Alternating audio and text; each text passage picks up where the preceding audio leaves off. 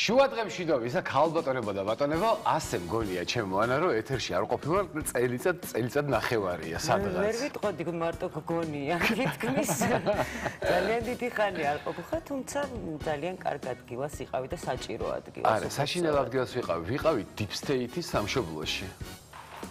კატასტროფა ხდება, ხალხო არ დაიჯერებთ უბრალოდ ეს შაუბნელი კაპიტალიზმი, რაც შვება, რაც უშვება ადამიანებს. ხო, მაგრამ მართლა ეხა ხუმრობის გარეშე ძალიან საჭირო იყო შენი ყოფნა, იმიტომ რომ შენ შულს ძალიან მნიშვნელოვანი დღეები ქონდა იქ. კი, და მნიშვნელოვანი კონცერტი ქონდა ნიუ-იორკში და ხო, მე ძალიან ბედნიერი ვარ რომ დავესწარი ამ ყველაფერს და ვიყავი და ეხა კიდე ორმაგად ბედნიერი ვარ, იმიტომ რომ დაგიბრუნდით პირდაპირ ეთერში. არ შემიძლია არ დაგეთანხმო, იმიტომ რომ ძალიან გვაკლდი მე და მარიამს ყოველი გადაცემის წინ და ბოლოს ვამბობდით რომ ნიკა გვენატრება. ეხა მარიამმა რა გამიკეთა მე რომ აი შენ რო არიყავიო აგერო ეხლა საპატიო მიზეზი აქვს საკმაოდ არცანდება ეთერში თუმცა შემოგვიერთდება აუცილებლად შემდეგი შაბათ-კვირიდან ხვალ არ ვართ ეთერში და ამიტომ ხო და ნუ ხვალ არ ვართ ეთერში იმიტომ რომ აღდგომა ეს წვილი დღესასწაულია და ნუ ეს კვირა ძალიან ძალიან მნიშვნელოვანია დღევანდელი დღე ძალიან მნიშვნელოვანია და აუცილებლად ვისაუბრებთ ჩვენ იმ ტრადიციებზე რაც გვაქვს საქართველოში ამ წინვალე დღესასწაულთან დაკავშირებით და მანამდე არ შემიძლია რომ არ შევეხო თემას რომელზეც მე არ მისაუბრია, არ დამიწერია არსად, იმიტომ რომ იცის ახლა ყველა ის მიცნობს რომ ვერ გამოვირჩევი პოსტების გამოცხობით და რაღაც თორების დადებით მართლა არ მეხერხება, არ ვიცი, თუმცა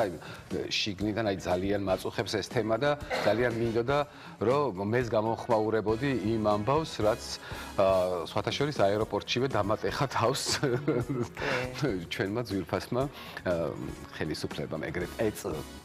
ხო, დავით დოიაშვილზე ვსაუბრობ, რა თქმა უნდა. ძალიან მოკლედ ვიტყვი რა, ჩემს გრძნობებს, ჩემს მოსაზრებებს და ასე შემდეგ დავით დოიაშვილის ამ პოსტიდან განთავისუფლებით მის ტვინიდან ვერ ანთავისუფლებთ ნიჭს, ვერ ანთავისუფლებთ იმ უდიდეს სიკეთეს, რომელიც ამ ადამიანს გააჩნია. ყოველგვარი გადაჭარბების გარეშე ვიძახი, გამოენთეთ ეხა ტროლბოტებო და წერეთ რამდენიც გინდა და მითხარით რამდენიც გინდა, ხო აი დარდი, იმიტომ რომ მე ძალიან კარგად ვიცნობ ამ ადამიანს, ძალიან კარგად ვიცნობ, ძალიან ღრმად ვიცნობ და ვიცი მისი დამოკიდებულება ადამიანების მიმართ, მისი უსაზღვრო პასუხისგებლობა მეგობრების მიმართ და არა მარტო მეგობრების მიმართ, მართლა შეუძლია ამ ადამიანს რომ აი აბსოლუტურად ყველაფერი გადადოს, თავისი თავი გადადოს იმისათვის რომ მეგობარს დაეხმაროს, მეგობარს თუ რამე ჭირდება მის გვერდზე იდგეს, ყველანაირი გადაჭარბების გარეშე ვიძახი ამ ამბავს და მართლა ვერ ითამაშებდნენ იმ სპექტაკლებს, რომელშიც ანდრო იყო და არ მეგულება მე მართლა მსახიობი, ვინც შევიდოდა ადროს მაგივრად იგივე როლზე და რაც შეეხება თეატრის გაჩერებას, ესეც ძალიან კარგად ვიცი და ძალიან ბევრი მეგობარი მყავს ახალ თეატრში. ერთ-ერთი აგერმიზის გვერდზე და ვიცი როგორი მზადება იყო 4 სპექტაკლისთვის, როგორი ინტენსიური რეპეტიციები 4 სპექტაკლია ჩაშვებული, ხო, ნუ არის ჩაშვებული 4 სპექტაკლი და ხო, აი ძალიან რაღაცნაირი გადაწყვეტილება იყო ჩემო ფასეყო. წინადადებაში. ნახე, მაინც მიმართა ხო? ყველა წინადადებაში და ყველა იმ სიტყვაში გეთანხმები, რაც თქვი, რა თქმა უნდა. რამდენი დღე, 2-3, არ ვიცი, მართლა დღე და ღამე არ მძინავს ამ ამბის შემდეგ, არა იმიტომ რომ რაიმე სიმეშინია, ამასაც ავხსნი რატომ. იმიტომ რომ ერთ მუშტად ვართ, სულ თეატრში ვართ და სულ ამ თემაზე ვსაუბრობთ და გამოსავალს ვეძებთ. თეატრი ძალიან განსხვავებული არის რაღაცნაირი ოჯახი ხართ. კი, 2 დღეა თუ 3 დღეა ჩვენი ტელევიზიის ყველა ეთერში მართლა ამ თემაზე მიდის საუბარი თითქმის და ძალიან დიდი მადლობა ზოგადად ჩვენს ტელევიზიას. მე ძალიან მოკლედ და ერთ რამეს ვიტყვი. აი, მე რომ მივედი თეატრში დოისთან, ვიყავი 20 წლის სრულიად გამოუცდელი სტუდენტი, შეშინებული. ამ თეატრმა გულში ჩამიკრა, მიმიღო და მასწავლა რას ნიშნავს ვიყო მართალი და როგორ უნდა ვიყო მართალი. ეხლა როგორ გაიგებს ეს ცალკე თემაა. რაც შეეხება თვითონ დოის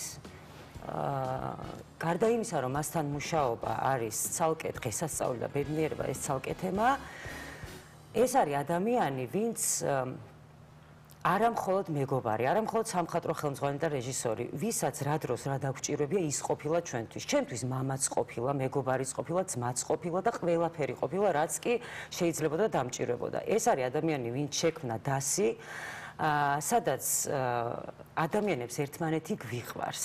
ყველას განურჩევლად გვიყვარს, ერთმანეთი გვეიმედება და ერთმანეთი გვიხარია. აი ეს რომ შეგეძლოს, რომ აი ამდენი ადამიანისგან შემდგარი დასი, სადაც ყველა რადიკალურად განსხვავებული ხასიათით არის, ეს რომ შეძლო, რომ აი ეს ურთიერთობები დაალაგო დასში, მინიმუმ შენ თვითონ უნდა გქონდეს უდიდესი სიყვარულის ნიჭი, რაც დამეთანხმებით ალბათ რომ ყველას არა აქვს. აი ასეთი დასი შექმნა დოიმ. და ის ყოველი ცრემლი ამ დღეების განმავლობაში, რაც მე მომადგა თვალზე, ეს არის რა თქმა უნდა, მე ჩემ თავზე ვამბობ ამ შემთხვევაში და დარწმუნებული ვარ ჩემი დასის წევრების შემთხვევაშიც, ეს არც ერთი პროცენტით არ ყოფილა სასოწარკვეთის ან რაღაც იმედგაცრუების ან სევდის ცრემლი. არა, ეს იყო სიამაყის ცრემლი, სრული გულწრფელობით და პასუხისმგებლობით ვამბობ ამას და რას გულისხმობს სიამაყეში. მე რაც დავინახე, ყოველთვის ვიცოდი რომ ჩვენ ერთსულოვნები ვიყავით და ერთი დიდი ოჯახი ვართ, მაგრამ ამ დღეებში რაც დავინახე, ნებისმიერი ფორმის ბოროტებას, როგორც გადავუდექით ერთმანეთს წინ და არაფრის არ გვეშინია და მართლა დაუფიქრებლად გადავეფარებით ერთმანეთს, აი მხოლოდ აი ამ სიამაყემ გამოიწვია თითოეული ის ცრემლი, რაც მე მქონდა. აი ასეთი დასი შექმნა დავით დოიაშვილმა, რომლის გარეშეც არც ერთი წამი არ წარმოგვიდგენია და არ გვინდა ჩვენი თეატრი. და კიდე ერთ დავამატებ, თეატრი ახსენე და თეატრი არ არის შენობა, თეატრი არის ადამიანები, თეატრი არის ნიჭი და თეატრი არის ხელოვნება. ანუ ის რაღაცა ოთხკუთხედი შენობა შეგიძლიათ. ხო, და მე ვიცი რომ ძალიან მალე გნახავთ სცენაზე, აი იმ ახალი სპექტაკლებით, რომელიც ძალიან საინტერესოა სხვათა შორის და ძალიან კარგი სპექტაკლები იგეგმება. რასაკვირველი, აუცილებლად ესე იქნება. ყველაფერი უკეთესობისთვის. რა თქმა უნდა, აბა რა.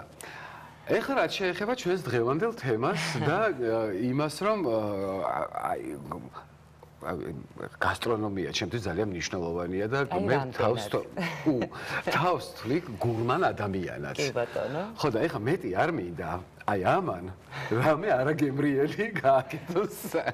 არაჩვეულებრივი ადამიანი ყავს ჩვენ აი აქ ჩვენთან გვერდით სტუდიაში, გვერდს გვიმშვენებს და აღარ დავიწყებ იმის მოყოლას, როგორ გვიხარია შენ როცა ხარ ჩვენთან ერთად და ჩვენ როცა ვარ ჩვენთან ერთად. ვახო კანდელატია ჩვენ. ანუ ერთად როცა ვარ პირდაპირ ეთერში, მართლა დღესასწაულია რეალურად და შენთან ურთიერთობაა დღესასწაული და უფრო დიდი დღესასწაული არის შენი მომზადებული კერძების დაგემოვნება. საუბარში ახსენეთ მარიამი და მე მარიამი ჩავანაცვლე, მარიამი დღეს არა და მე მოვედი მარიამის მაგივრად. ხო, მაგრამ ვისურვებდი რომ არ იყოს ეს ჩანაცვლება. ანუ რუსული გამოთქმა და ქართულად არ ვიცი როგორ ითარგმნება რუსული გამოთქმა ქართულად არსებას უგზავნა. მოდი სანამ ჩაკაპულზე და ქუსლქვეშა არის? მოდი ჩემთან. მოდი ჩემთან. მოდი. აქეთ ამოდით ზემოთ. მართლა მოვიდე. შეიძლება, იმიტომ არ უყვართ მზარეულებს რო ხელს უშლიან. კაი, გოგონა იყოს, მაგრამ ორი სიტყვით სანამ გასტრონომიაზე და ჩაკაპულზე გადავალთ, მეც გამოვეხმაურები მიმდინარე მოვლენებს.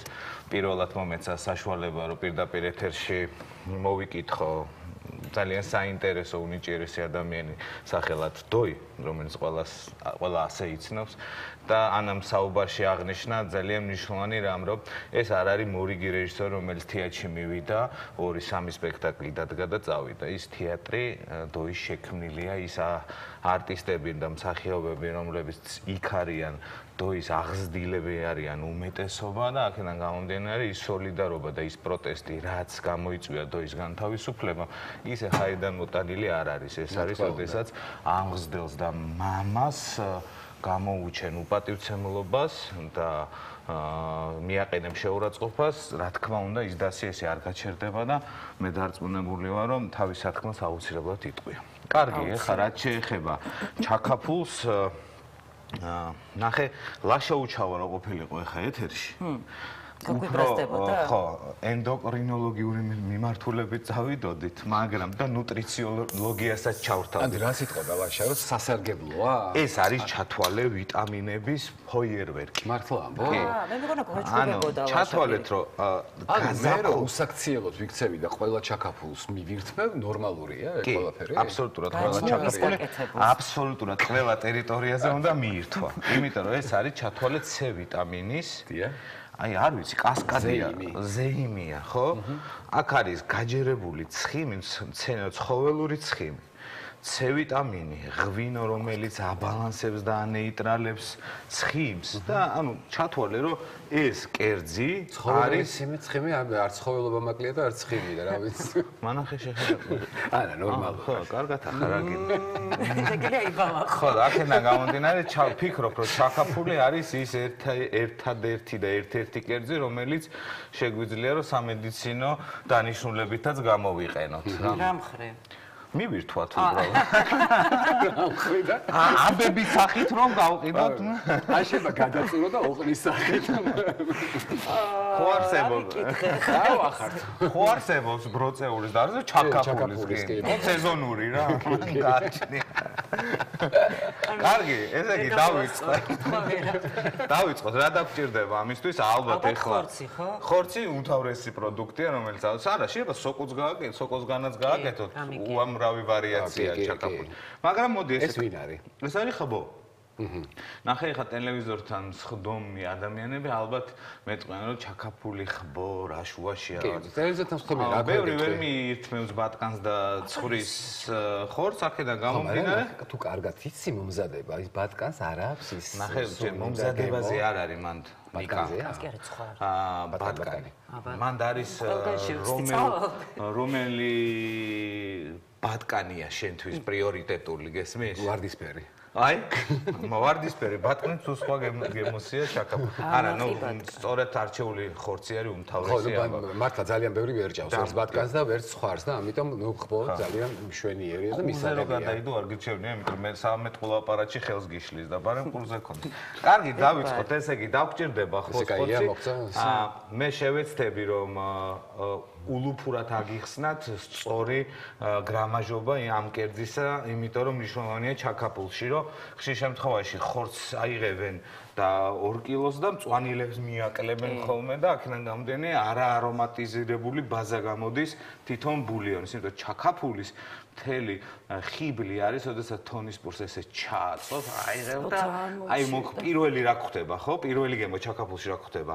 ტარხულის სპეციფიური აი ეს ეთერზეთოვანი გემო, მე მოდის ღვინის თბილი და არომატული გემო და ბოლოში უნდა წამოვიდეს უკვე ხორცის გემო. ანუ ვიწყებთ რითი? ტარხუნა, ღვინო და ხორცი. ანუ ხორცი, ღვინო და ბოლოში სადღაც ტარხუნა არა. და ჩაკაფული სადაური კერძია, იცი?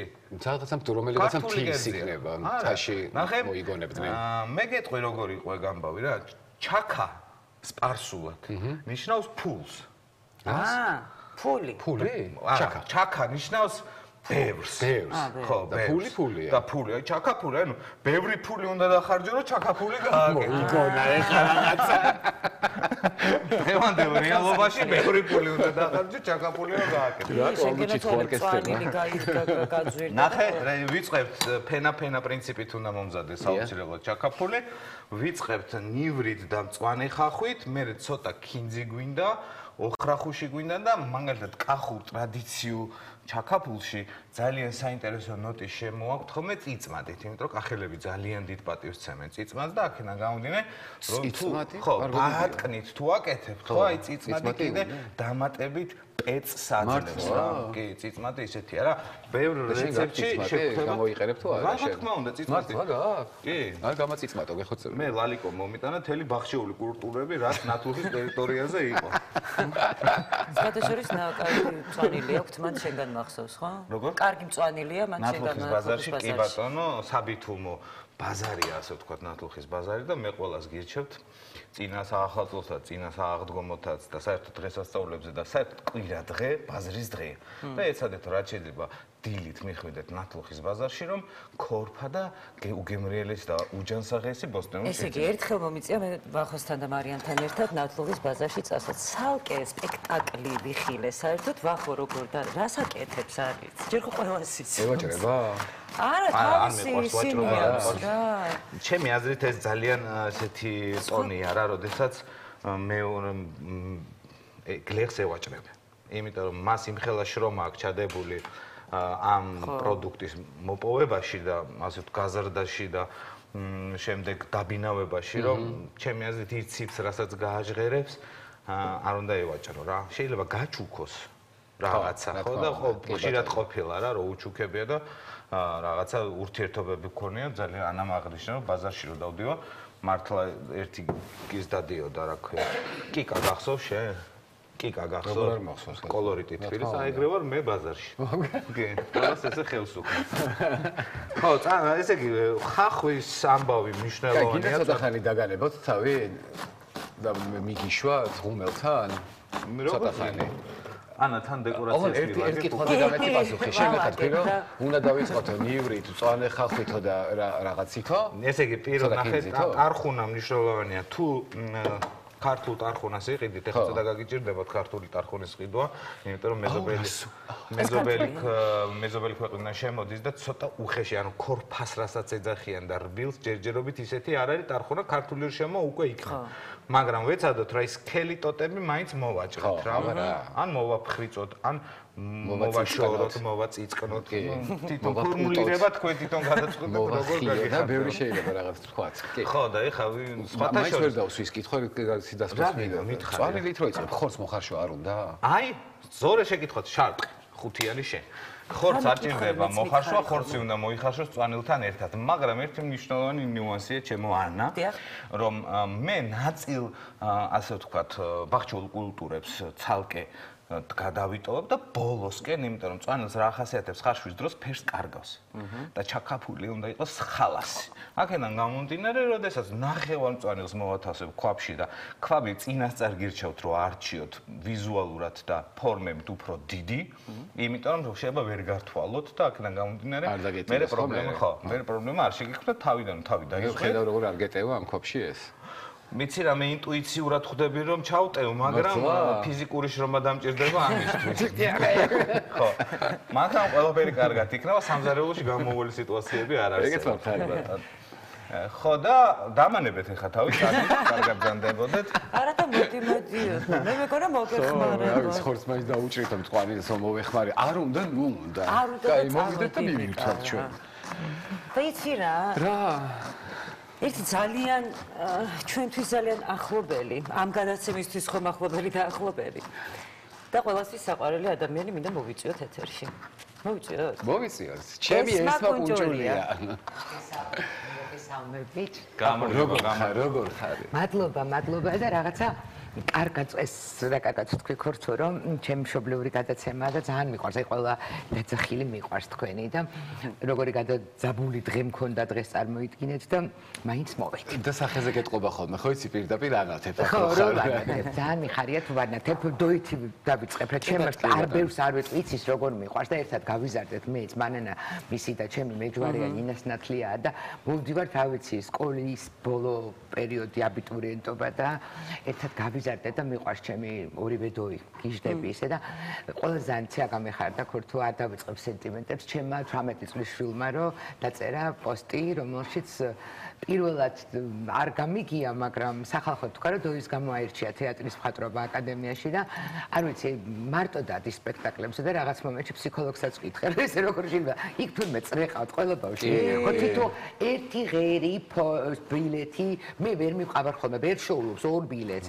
დილის 8-ზე ნინა სკოლის დროს ლივს ვაყენებდი და ამდგარა რომ ამ ბილეთები ჯიზე ჩასაფრებული იყო ასე რომ როდესაც 18 წლის გოგო და მისი თაობა შენ ასე როგორ გითხრა გამოხატავს ემოციებს სიყვარულს თუ ბედნიერი კაცი ხარ და ყველაფერი კარგად იქნება აი ეს მინდოდა მადლობა იმათ მაიკითხონ თორე კი რა თქმა უნდა ისინი მიდიან და ნიჭიერი და წარმატებული და საყვარელი ეთილი ადამიანები სულ არიან. რა თქმა უნდა, ნიკა გეთახმები და ამიტომ აღარ ავყვები. სულ არ ვარ, მაგრამ ქურთუსი არ იყო. სიამაყით ვარ პირიქით. რა თქმა უნდა, აბარა. ესმა, ჩვენ ვისაუბროთ ახლა აი ამ პერიოდის ტრადიციებზე, ქართულ სუფრაზე და მოდი პირდაპირ დავიწყოთ, რადგან ამ პატიოსან ადამიანს ვესაუბრეთ ამდენი ჩაქაფულზე, რატო ჩაქაფული? გეტყვი ყველაფერს. ნიკა, ხო იცი მე როგორ მიყვარს და ქურთულმაც იცის, კვლევა კულტურის კვლევების სპეციალისტი ვარ და წარმოუდგენლად მიმაჩნია, რომ მის ერთ დღეს ყველაფერი მეც ესე ნახევრად ამბები ვიცოდი, ხან ვიკიპედიაში მოძებნე, ხან გუგლში, მაგრამ რეალური ისტორია, ქართული სამზარეულოს ნამდვილი ისტორია კიდევ სხვა არის. აი ეს მინდა ვთქვა და მე ამას დავუთმე 8 წელი რომ შემესწავლა და ხა ყველაფერი ვიცი თითქმის ყველა პუნქტის. რამდენი კითხვა მაქვს რეალურად და ყველას მოეწონა რა. ჩემი მეგობარიეთი ოთო მაჩაპელი და მაშინვე მომწერა რომ რაედო და თამარ მეფის ეპოქაში რომ შევიდეთ, ეხა ხაჭოს მას არ ედებოდა. მაგრამ ხაჭო ედებოდა თამარ მეფეს სააღდგომო სუფრაზე.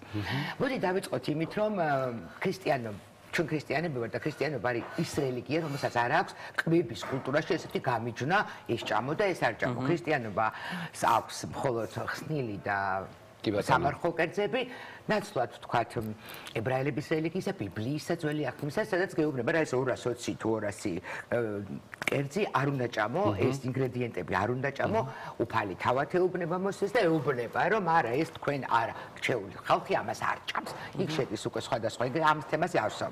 ქრისტიანობას აი ასე რო თქვა რომ რა გვედოს სააღდგომო სუფრაზე არ არის. მაგრამ მოდი ესე დავიწყოთ რომ ქრისტიანობას ქართველი თავსაკლავდა, ხო? იმიტომ რომ არ დაეკარგა და როგორც ვარდროპები ამბობენ, თქვენ გიყვართ ამას რომ ვიხსენებ ხოლმე, რომ ქრისტიანობა, ქრისტიანული ევროპა სწორედ საქართველმა დაიცვა აღმოსავლეთისკენ. შეახია გული, როგორც ამბობენ, უცხოთა და უცხო რელიგიების მახვილს, იმიტომ რომ ქრისტიანობა დაიცვა. შესაბამისად, წარმოიდგინე, ხო, რომ 21 საუკუნეა ქართველი როგორ ეგებება აღდგომას და რა შეიძლება მისთვის მიეწოდებინა. თან რელიგია ეუბნება, რომ ეს დადე არ არის ქურთო. ანუ ნახეთ, ჩვენი არჩევანის თემატიკა შემოდის. თამარ მეფეს რა თქმა უნდა პასკა არ ედებოდა. ხაჭოს პასკას გულისხმობდა. სუკატები ეყარა. თამარ მეფეს აუცილებლად ექნებოდა ჩირეული, სწორი ხარ. ხაჭო აუცილებლად ექნებოდა ჩირეული. მოულოდნელად და როგორც ყოველთვის სწორი ხაჭო. ქურთო ხაჭო ექნებოდა, რადგანაც არა მხოლოდ ქრისტიანობის დროს, არამედ წარმართობის დროს გაზაფხულს მზეს ეგებე ბუნიობა ხო იყო ეს გაზაფხულის ბუნიობა შემდეგ აღდგომის აღნიშვნა დაამთხვიეს ამას ებრაელთა ფესახის შემდეგ და მოკეთ მივდივართ იქამდე რომ გაზაფხულზე აუცილებლად გაზაფხულზე უნდა მოხდეს ეს თემა და რაღაცეები წარმართული მენიუ ადამიანის უჭამს რაც დაიბადა ხო და ყველანაირი რეცეპტები და ხა ისინი არ იყო თქვათ ბლომანჟეები როგორც პლატონი ასე რაღაცეები იყო კარგები მეგონი რეცეპტები არ იყო თორე ჭამა ეხლა არ არსებული თემა ყველა ვარიანტი და თქვათ გაზაფხულზე აუცილებლად ხაჭო მიქონდათ ნადუღი მიქონდათ რძის პროდუქტები რადგანაც ნაზამთრალ სხეულში რძის პროდუქტებს შეყავს მზე ეს სჯეროდათ შესაბამისად აღდგომის სუფრაზე ეს თემები იქნებოდა. მოდი ხა მივიდეთ ჩაქაფულზე, რასაც ჩემი ვახო კანდელაკი ამზადებს ჩემი ძმაკაცი. ჩაქაფული მე დავიწყე ტერმინის ძიება. ჩაქაფული არ მოხდება 1935 წლამდე. ახლა უსმინე რა ის ჩაქაფული. 1935 წელს გენიოსი ივანე ჯავახიშვილი გადაწყვეტს, რომ მოდი შევისწავლე ქართველი ენის ისტორიაში, მოდი შევისწავლე სხვადასხვა ხელოსნობას, ხელსაქმეს საქართველოს სხვადასხვა რეგიონში და ესეთი ტომი შექმნა, მეხუთე ტომია თუ არ ვცდები, არ მესამე, აღარ მახსოვს. კერძები რომელ რეგიონშია გავრცელებული. და იქ მოხდება ჩაქაფული, ზუსტად კახეთში, ოღონდ არა როგორც რეცეპტი, არამედ ხორცი ორნაირად იხარშებოდაო, ჩაქაფული და ჩაუკაფავი. ანუ კაფს მოხსნი თუ არა. ტერმინი მიჭირავს ხელში, მაგრამ ეძებ ხარ რეცეპტს. სად შეიძლება ყოფილიყო ბატკანი ბატკანი მოდი ესე ვთქვათ, სააღდგომო და სარიტუალო როგორც ინგრედიენტი ესე ვთქვათ, ბატკანი ყველა რელიგიაშია. იგივე ფესახში უნდა დაეკლათ ებრაელებს ბატკანი თავიანთ დღესასწაულზე, სისხლი ეცხოთ კედელზე და უფალი მიხვდებოდა, ვისაც ბატკნის სისხლია კარზე ის რჩეული, ანუ ებრაელია და იმას რის სხვა არ მიადგებოდა ბიბლია. ახლა ჩვენც რა თქმა უნდა ბატკანს და შესაწირების მეტი რა არის წმინდა გიორგის ტაძარში ჩვენ ძალიან მორწმუნეები ვართ. ჩვენ როგორც ვიცი 365 ტაძარი არსებობს იმაში რა ქვია და საქართველოში და მართლა ქრისტიანებისთვის ბევრი გააკეთა საქართველოს პატარა ერმა აი სისხლი დაღვარა ამისთვის რომ ქრისტიანად დარჩენილიყო და უდიდესი დღესასწაულია ხო უდიდესი ჩვენთვის ერისთვის ეროვნული მეხსიერებისთვის ჩაკაფულს ვეძებდი და მივყავარ რეცეპტს აი მეცნო აბა ხა მოყვები ამას დავიწყოთ ეგან ტყემალი არ თქვა გემოში და ჩემთვის ჩაკაფული შემოიტოვად მე რესთვის ტყემლის გაკეთებას არის ნედლი ტყემლის კაცუნირობა ხო იცი ღვინო ტარხუნა და ტყემალი და აი ტყემაზე მახსენდება სადღაც 200 წლის წინათ დაიწერა ხო 180 წლის წინათ დაიწერა წიგნი პლატონ იოსელიანისა რომელიც იხსნებს საქართველოს უკანასკნელი მეფის კერძებს ასევე საქართველოს უკანასკნელი მეფის ერთ-ერთი შვილიც იოანე ბატონიშვილი კალმასობაში აი ხა მე მოვყვები რეცეპტს და რა ქვია ვინ არის აბა რა დედის არის რა უბნელია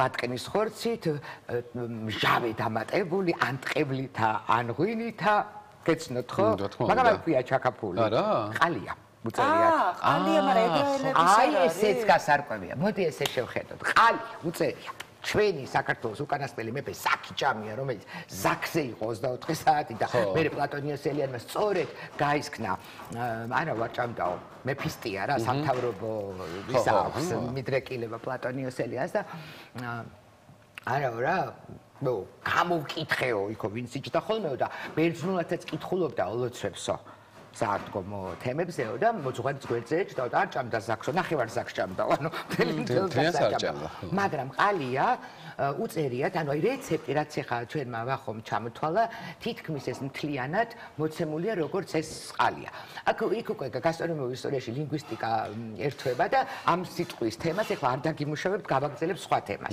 მაგალითად 1870-იან წლებში ძალიან ბევრი ინფორმაცია უკვე ნაციონალიზმი შემოდის ახალი იდეოლოგია ილია ჭავჭავაძე და ეს ბიჭები და გოგოები ახალგაზრდები რუსეთის გუბერნიად ქცეულ საქართველოში აკეთებენ იმას რომ ევროპა არ დაკარგონ და საქართველოს და დღეს ზოგიერთები რომლებიც კრემლს უყურებენ აი ნერვები მეშლება რომ რა წინაპრიდან სად მოვიდა ვიღაცის მენტალური ჯანმრთელობა ჩაკაფული იქით იყოს ამ პერიოდში იწყება ყველაფერი ქართული შეკრება მაგალითად კრებენ ქართული სიმღერები რაფიელის თავი დარბის და ეცებს ანდაზებს ასე შემდეგ და იქაც აღდგომის წესები ქართულად 1898 წელი ივერია. ერთ-ერთ აღდგომაზე ეს გამოქვეყნებულია ნიკო ხიზანიშვილის სტატია, სადაც წერია როგორ ეგებებოდა ერეკლე მეფე აღდგომას, ხო გაინტერესებთ და თურმე ყოფილა მთელი პროტოკოლი, მთელი კონცერტების შექმნა, დილით წირვა გამოდიან მოედანზე შედიან და ჯარი ხვდება ნაღარები და ხმა ისმის, დილით 10 საათია და მიდის მეფე დედოფალი და ამალა მიყვება, მორჩილებითა, მაგრამ ხიარულებითაო, შედიან სასახლეში, ეს სასახლე აღარ არსებობს, ეს იყო როსტომ მეფის აშენებული ძველ თბილისში, პირს აიხსნიანო. პირველი წირვის შემდეგ ხდება მარხვის მოხსნა და ისევ გადიან ალექსანდროვის ბაღში, იგივე ალექსანდრეს ბაღში რუსთაველზე.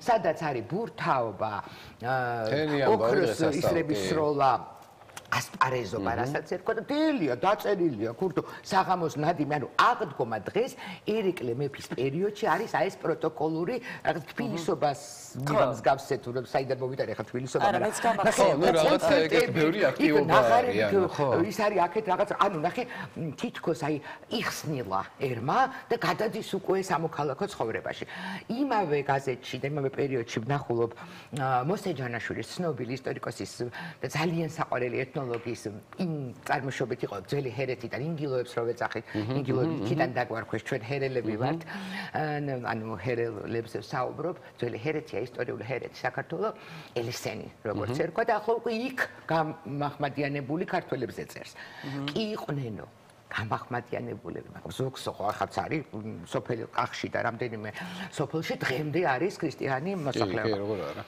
ნუ ტაძარი იქ არ ქონდათ და მაინცო ნარხულობდნენო და პირსო იხსნილებდნენო ღორის ხორცით იტყებდნენ ხსნილსო, გადაღეჭავდნენ ამ ღორის ხორცს, სულ მახსენდება რომ გეშტალტ თერაპიის ნაწილია, რომ ამოაგდო შენი ინტროექტი, რომელიც გადაგხაპული კა. დაღეჭავდნენ და კი არ გადაყლაპებდნენ, რომ გადმოფურთხებდნენ ბოდიში მაყურებელთან, ტერო ხო დაგღეჭეო. ნახე ქართველი, ხო, ძალიან მაგარია. მოგდეს რომ ნახეთ ძალიან მოქმედა ჩემს. მე ესე იგი კლავენ ხარ ბაზკას, ქათამს, ვარიას ყველაფერს და თქმა უნდა ეგებებიან, მაგრამ ნახეო ჰერეთში ძველ ჰერეთში ანუ საანგელოზე საუბრობ, იმიტომ რომ უფრო პოპულარულია ეს სიტყვა და მინდა მივახვეთ რომ მაყურებელი ძველ ჰერეთში ეს ქართველები როგორ ეგებებოდნენ ჩვენ ხომ ამბობთ ქრისტიანს თქვა არაო მრავალ გახსნილებას დაეწარიო ნახე ის ხსნილის და ადამიანი რომ თავისით ჩადგა მარხვაში სულიერად იმარხვალ და მე გაიხსნა პირი აი ასეთი მაგალითად სხვადასხვა კუთხეში და ყველა ზარა მომწონს ვახო და მინდა ეს ტრადიცია აღვადგინო გავგიჟდი ისე მომეწონა ეს არის სვანეთში თურმე აღდგომა დღეს ძველი სვანი გოგოები ლამაზი მაღალი კარგი გოგოები დიდ ხუთშაბათს მოწოელილი რძით მაინდა-მაინც ამოყვანილი ყველით აკეთებდნენ ხაჭაპურს და ყოველი ოჯახის ქალები მათ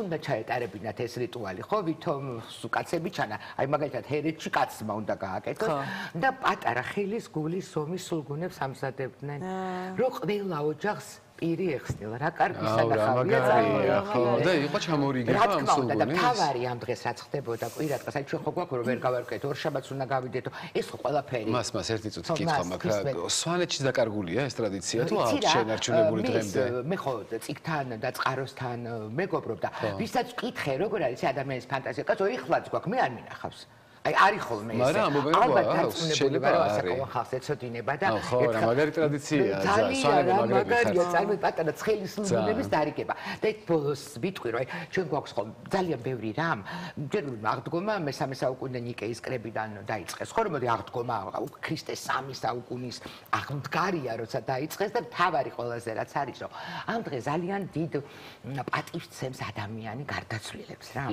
და როგორც ჩემი საყვარელი ფსიქოთერაპევტი და ფსიქიატრი კარლ იუნგი ამბობს, ჩვენ ყველა ვართ გინდა არ გინდა ათეისტიც რო იყო და არა მე არ ჰომორელიკიკუსი რა.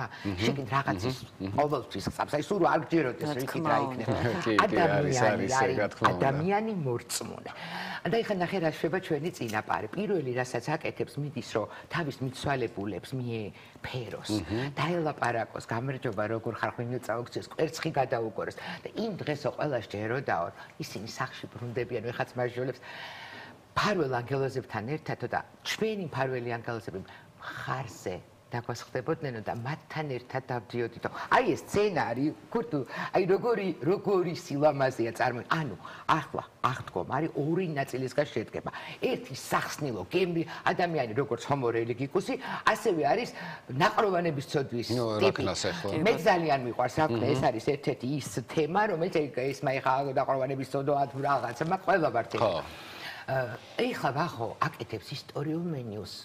ისტორიულია. აუცილებლად ედებოდათ ეს კერძი, მაგრამ არა ჩაკაფული სახელი, თვითონ სახელი და აი ყალიას ლინგვისტურ ანალიზს, როდესაც გავაკეთებ, შემდეგ აღდგომაზე ბოლომდე მოგიყვებით. და კიდევ ედებოდა აუცილებლად რძის პროდუქტი, როგორც თქვით, სხვადასხვა კუთხეს თავისებური აქვს, წითელი კვერცხი, გისმენთ. დავსვაკითხა? კი, აბა. და პასკა? ახლა თავარი რაც არის პასკა. სანამ პასკაზე გადავხდა. ეტაპია დარჩენილი მნიშვნელოვანი, იმიტომ რომ გაზზე ვერ დავდგავ თუ. უნდა დავდგა. ესე იგი 2 წუთს დაგაგდო და მე გავაგრძელო. ესე იგი მნიშვნელოვანი ჩაკაფულის მთავარი პრინციპი არის ფენა პრინციპი. თუ თქვა ეს რომ საუბარში ბევრჯერ მოუკაფავი და მოკაფული კერძები ახსენა. ჩაკაფული არის ის კერძი, რომელსაც არ უნდა შევეხოთ. ანუ არ უნდა მოუკაფოთ, არ უნდა ამოვაბრუნოთ. კი, არ უნდა ჩავხრაკოთ, იმიტომ რომ უამრავი ვერსიებია. ძველი ხახვით მოდიოდნენ, მას ვქნათ რა ქვია, მოუხრაკოთო ხორცი მერე დავამატოთ. ეს არის ტიპიური ცეცხლის კერძი, მიეკუთვნება ცეცხლის კერძებს, რომელსაც საერთოდ არ ჭირდება შეხება. აი საკრალური მისი მნიშვნელობა, რომელიც დროსთან ერთად შეიძინა ამ კერძმა, იმიტომ რომ თავიდან შეიძლება უბრალოდ შეიძლება სოფელში ერთ-ერთმა ინტუიციურად მოიფიქრა, როგორ შეიძლება და ჩაკაფული გაეკეთებინა, ტარხუნა ნახა, ტყემალი მოუხდებაო და გემოვნურად თვითონ დაალაგა ეს კერძი. ავტომატურად ეს კერძიც მიეკუთვნება იმ კერძს, რომელსაც ამორევა არ ჭირდება. არ უნდა ფენა რო დავალაგებთ, დავდგით და დავდგით დავანებთ თავი და გეომნები საჩემო კერძია რა, საჭმელოთაც და მოსამზადებლად. თავარი პრინციპი რა არის, იცით? ღვინო, რომელიც უნდა ჩაორთქლდეს შიგნით. ჩაკაფულს აუცილებლად ჭიდროთ უნდა დავაყუროთ თავსახური, რომ არ მოხდეს ამოორთქლება ღვინის და პირიქით ჩაორთქლდეს შიგნით და კი, აი ხა მაგას ვცივებ ზუსტად რომ თქვენს დრო არ წაგართოთ და მეც მოვასწრო კერძის მომზადება. ბოლო კადრებს გადავიღებ, ისე არ წავალ რა სტუდიიდან. ჩავხედავ, ამას დამბეთქვი, პასკებს ვეთქვი და ჩაკაფულზე მოდი. ესე იგი, მე მჭირდება ალბათ სამედიცინო ხელთათმანი. მაინც. რა გაიხნახეთ? ძალიან კაი, კარგი კეთია იყოს ეგრე. კარგი, მოდი ხელთათმანის გარეშე გავაკეთებ, მაინც.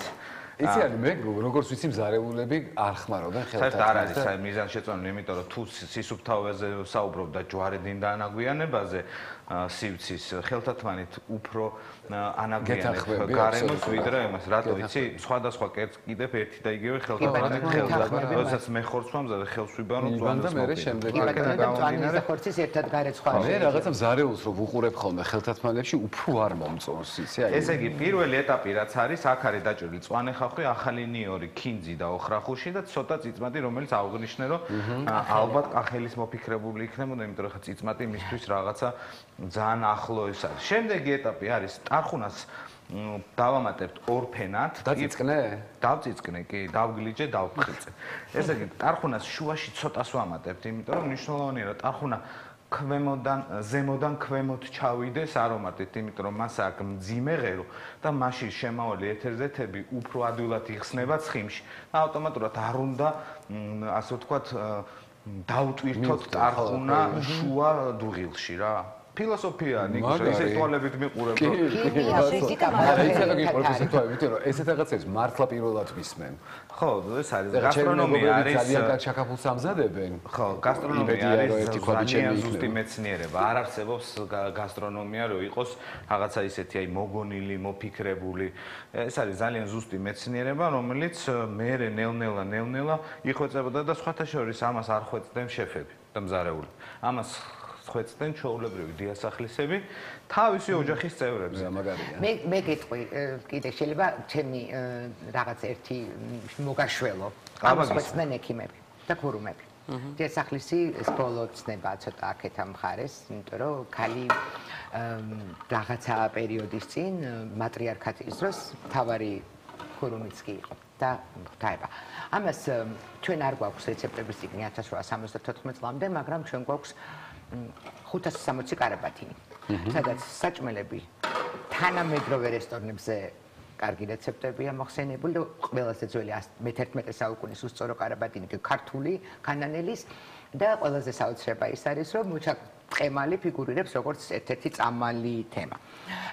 გასტრონომია როგორც ასეთი პირველად ახსენეს მე-17 საუკუნეში, მე-18 საუკუნეში ტერმინად და რაფიელერის თავს მე-19 საუკუნეში აქ პირველი და განმარტება აქვს. მე მაგით ხვდები და განმარტება რომ იცეს ეს იგი მანამდე არ იცოდნენ. გასტრონომია არის რა.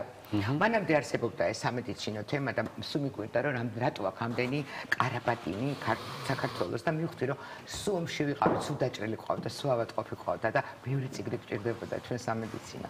და აი ამიტომ მივხვდი რომ ძალიან მაგარი კიდე ერთხელ ძალიან ჩემთვის ქართული სამზარეულოს ნამდვილი ისტორიის შესწავლა თამიდან შემოყვარა ჩემი ქვეყანა და აი ეს მინდა რომ ბევრს გადავცე და ამიტომ მალე გამოვა ეს ჩემი წიგნი ქართული სამზარეულოს ნამდვილი ისტორია ესე ვთქვი. და ყველაზე მთავარი პასკებზე მკითხა და რომ აღარ გადავუხვიებდო რომ არ დავიღლები ქვეყანაზე სიყვარული. ეხლა ვახო რასაც აკეთებს მე-11 საუკუნეში კანანელისთვის წამალი იქნებოდა. ღვინოც წამალი იყო.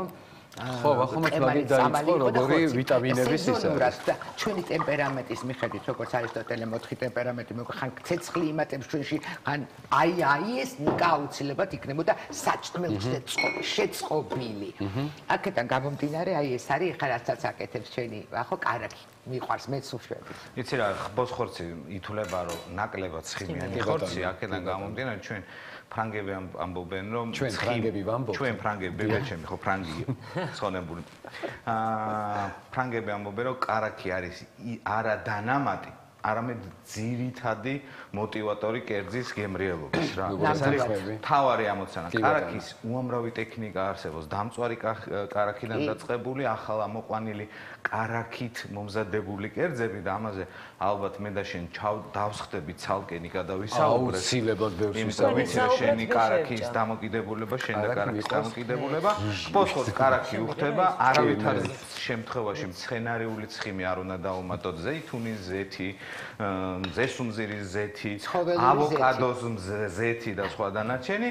ქოქოსის კარაქი კარგი ხარისხიანი კარაქი. იმიტომ მე ქოქოსის და ავოკადოს გარეშე არ შემიძლია. ქოქოსის რძე შეგიძლია დაუმატო, თუ გააკეთებ ჩანახს. აი ჩანახს ქოქოსის რძე ძალიან კარგი ნიკარა, კარგი. ბოზბაში და იმაში ხაში დიდი ქოქოსის რძე ხატავს და. კარგი, ეს არის ძირითადი. და როგორ გამოიყურება? აუ, საერთოდ რამდენ ხანში იქნება? ეს იქნება დაახლოებით 3 საათ ნახევარში. რეალურად რამდენ ხანში ხარ ჩახოვ? დაახლოებით ხბოს ხორცი, რბილი ხორცია და ერთ პატარა ხრიკსაც, ხო, ჩართული ძალიან პოპულარული გახდა ხრიკების სწავლება. კაია. და ხრიკი არის ძალიან მნიშვნელოვანი. მე ყოველთვის სადაც მომეცემა ხოლმე საშუალება ვამბობ, რომ ხორცი არ გავრეცხოთ. იმიტომ რომ უნდა პირველ რიგში ვიყიდოთ ისეთ წარმოებებთან, რომელსაც ვენდობით, იმიტომ რომ ხორცის გარესხვის შემდეგ მაგალითად წვა ხორცის თითქმის შეუძლებელია, ვეღარ შეწვავ მაგალითად ხორცს და ხარშვის შემთხვევაში თლათ ისეთი არ იქნება სწორად არჩეული წარმოებელი პირველ რიგში, ვისაც ენდობი და იცით რა პირობებში აქვს ხორცი. მაინტერესებს, აი არ ვიცი რომ ვინ არის წარმოებელი, ვიყიდე ხორცს და გავრეცხე, არ გარეცხე. არა, უნდა გავრეცხო, აი სხვა გზა არ აქვს. მისი ფსიქოლოგია ვერ იღებს ამას ამბობს რა, უნდა გავრეცხო. არ ვიცნობ გამო გარეცხვის შედეგად მაშინ გეუნები რა უნდა ქნა. თუ ხორცს გარეცხავ, ჩათვალე რომ მინიმუმ 3 დღე უნდა მოახდინო მისი დავარგება მაცივარში. ანუ ნახე, შენ ზედმეტი შენი უნდა ვიყო. ანუ 3 დღით ადრე იყიდი გარეცხა და გარეცხა. ეგრეთ წინასწარ შემოგვიძა ამის დაგება. ხარსებობს კალენდარული დღეები რა, აი კალენდარულ დღეს უნდა იყიდო ხორცი. არასამუშაო დღეს და მე დასვენების დღე შეგიძლია შეწო. ნიკა, თუ გურმანი ხარ ეს წესები დასაწყისელი კონსტიტუციას გიყვება ეხლა. ეგეც არის. რა შეეხება ეხლა ხრიკს? არ გაურეცხავს. მაგალითად ხორცის შემთხვევაში, მოხარშვის შემთხვევაში აი ეს აინტერესებს ეს ხორცი გარეცხილია თუ არა? ეს ხორცი გარეცხილია. რატო გარეცხა? აი მაგას ვამბობ, თუ დამაცდით ვიტყვი. ხო. ჩაკაპულის ხორცს უხდება გარეცხვა და რატო?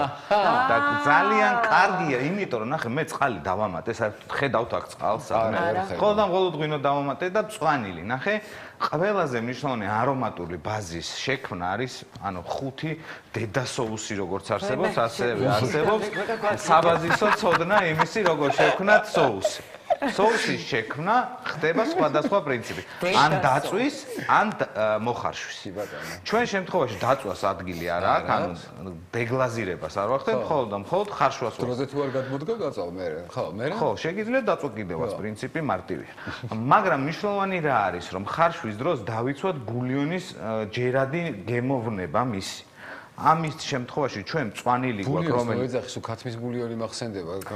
ჩაკაპული წვენი. ნახარში არის თავისთავად ბულიონი, ხო? და ხო? ხო, გიდა მოდი ნახე, შეხა ამერიკიდან ხარ ჩამოსული ახალი და სტოქს გეტყვი, აი სტოკ. ხო, აი სტოკი რო შევქმნათ, ანუ საბაზისო ბულიონი, ხო? ამისთვის მნიშვნელოვანია რომ ხორცი თუ კარგია, თუ მაგალითად ნახე, არ დამტ. ეხა ამგები და წავარ. ანალიზი სოკი და სოკი. ო, ეგრე ისწავლა. მე ბულიონის შემთხვევაში ძალიან მნიშვნელოვანია რომ დავიცვათ ერთი პრინციპი. ხბოს ხორ შემთხვევაში აი ეს ყოფილა ისეთი ამ შემთხვევა რომ მაგათად ხბოს გქონია ცოტა სუნი. კი. იმიტომ რომ მაინც ეს არის, რა ქვია, ახალგაზრდა ხორცია და აქედან გამომდინარე ცხვრის შემთხვევაში და ბარტკნის შემთხვევაში ცოტა სუნი აქვს. სოდა. ერთი სუფრის კოვზის სოდა დაუმატეთ ბატკანშიც და ხბოშიც. გააჩერეთ 40 წუთის განმავლობაში ამოიღეთ, კარგად გაწურეთ და მერე მოათავსეთ ბილი და უკვე. გემრიელი. კი ბატონო, ჩაკაფულის თავარი პრინციპია, მწვანილმა უნდა მოვცეს თავისი არომატი, ხორცმა თავისი არომატი. მე ამხიარო ნოძე დაგემშვიდობები ნახონდის, ჩემი ფეხი მეორეჯერ ამოქრება ამ ცოტა ხანში დაგიბრუნე და მთელი მეორე ბლოკი დაგითმა და მანამდე ეს მათ ძალიან მოკლედ, იმიტომ რომ რეკლამის დრო გვაქვს უკვე ეთერში და ხო, პასკაზე მითხარი და პასკაზე აუცილებლად გეტყვი, პასკებიც ასე ტერმინ რომ ვეძებე, სადღაც ხდება მე-19 საუკუნის მეორე ნახევარში, მიუხედავად იმისა, რომ დავამუშავე იმპერიის ენაზე მრავალი გაზეთი და ჟურნალი და წყარო, ვათინებ და ვაღამებ ხელნაწერთა ინსტიტუტში და ერთი პასკა რა გახდა, ფიქრობდი რომ მენახა, დასაწყისში ნაკლებად არის, მაგრამ 50-იან წლებში უკვე აქ არსებობენ სტრასბურგერი მცხოვრებლები, მთელი ამ ესე არ მინდა წამომცდეს რომელიმე ბრენდი თანამედროვე, რა მსგავსად აი ჩვენ რომ დავდივართ საკონდიტორიაში. ასეთი და ცნობილი რაღაცებიც არის. ეხლა მთავარი ყველაზე რაც მაინტერესებს ეს არის რომ მოდი პირდაპირ ვიტყვი რომ პირველი ბეჭდური რეცეპტი რომ პასკად წერია არის 1874 წლის ბარბარე ერისთავი ჯორჯაძის წიგნი, მაგრამ რატომღაც აჩემებული გვაქვს რომ ერთი პასკა აქვს ბარბარეს და არა 6 პასკა, მისი დაწერილი არ არის, რადგან ბარბარეს წიგნი იყოფა ორ ნაწილად, არის ქართული საჭმელები და არის რუსული საჭმელები ესე წერია, მაგრამ ეს ცენზორის სახელია რუსული, იმიტომ რომ შესავალში ბარბარეს პირველ ნამდვილ ქართულ სამზარეულო წიგნში და არასრული სამზარეულო, რომელსაც აბრალებენ ბარბარეს რომ დაწერა, შვილმა გააკეთა.